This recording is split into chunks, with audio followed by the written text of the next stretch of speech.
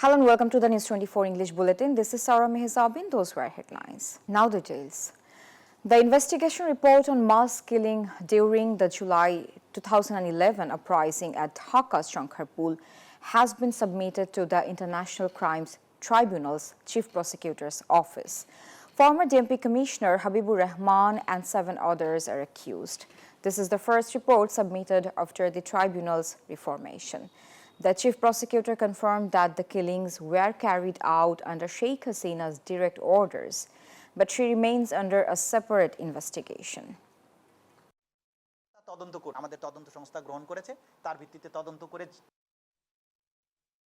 Chief Prosecutor of the International Crimes Tribunal, Tajul Islam, stated that efforts are underway to increase the number of tribunals to expedite the judicial process. The second tribunal will begin operations within weeks.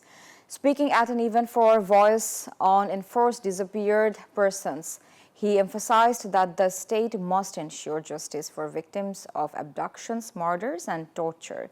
He also accused some of spreading confusion and criticized Sheikh Hasina for her actions in power.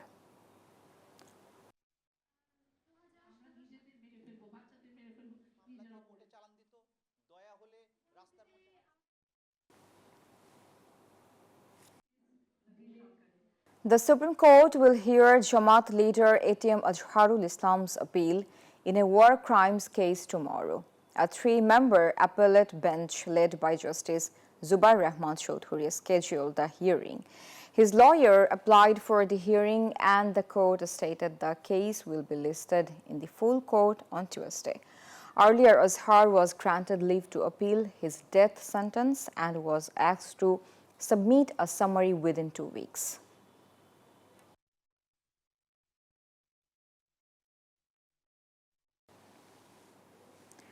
Khilafat Majlis held talks with the National Consensus Commission to discuss key recommendations from 5 reform commissions aimed at fostering consensus.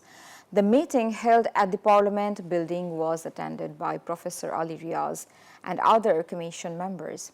Led by Maulana Yusuf Ashraf, the 3-member Khilafat Majlis delegation emphasized ensuring justice and reforms before elections. Professor Riaz stressed the importance of democratic practices and preventing fascist rule. The commission also met with the National Democratic Front later in the day.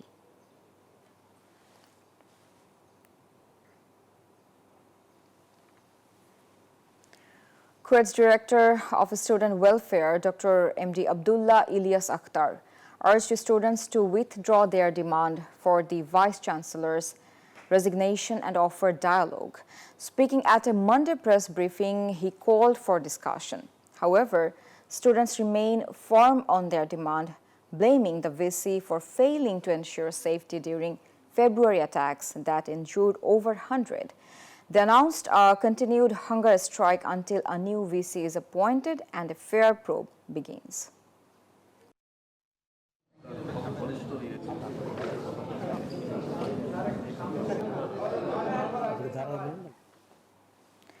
A Dhaka court has granted a 7-day remand for 3 accused in the murder of Prime Asia University student and Chhatro Dal leader Jahidul Islam Parvez. The accused were produced in court on Monday. Despite defense bail pleas, the court approved the remand.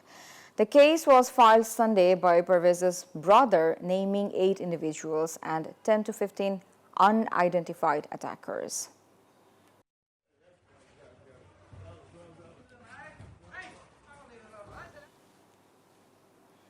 Agriculture diploma students have withdrawn their agri-blockade after a meeting with the Department of Agricultural Extension.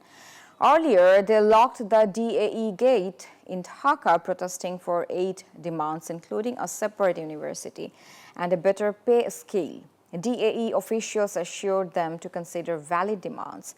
However, students warned the movement would resume if a separate university is not declared officially. Sher-e-Bangla students opposed the diploma students' demands.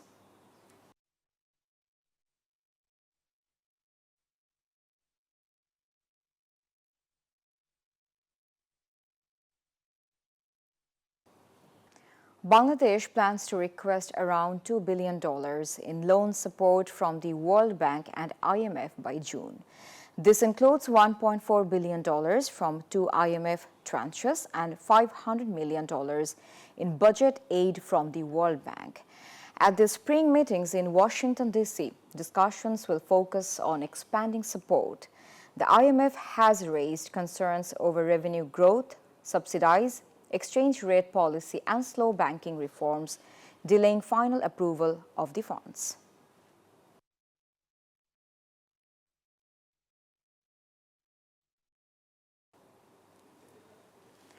The Center for Policy Dialogue CPD has called for an end to politically motivated tax incentives in Bangladesh's business sector. At a press conference Monday, CPD recommended setting a minimum 15% corporate tax rate and linking incentives to efficiency. Their research showed over 226,000 crore taka in tax evasion in 2023, with half involving corporate tax. CPD also suggested including tax education in academic curriculum to improve awareness and compliance. এটা কর expenditure কোন জায়গায় justified বা justified না সেটাকে বাংলাদেশে corporate করের সংখ্যা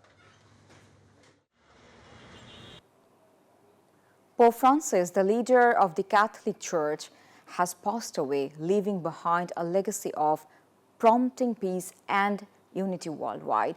He passed away at 88 in the Vatican. Despite battling pneumonia, he continued calling for an end to wars up until his last day. Known for his simple lifestyle, Pope Francis advocated for peace, hunger, and environmental causes. Chief Advisor Dr. Muhammad Yunus expressed deep sorrow at his death.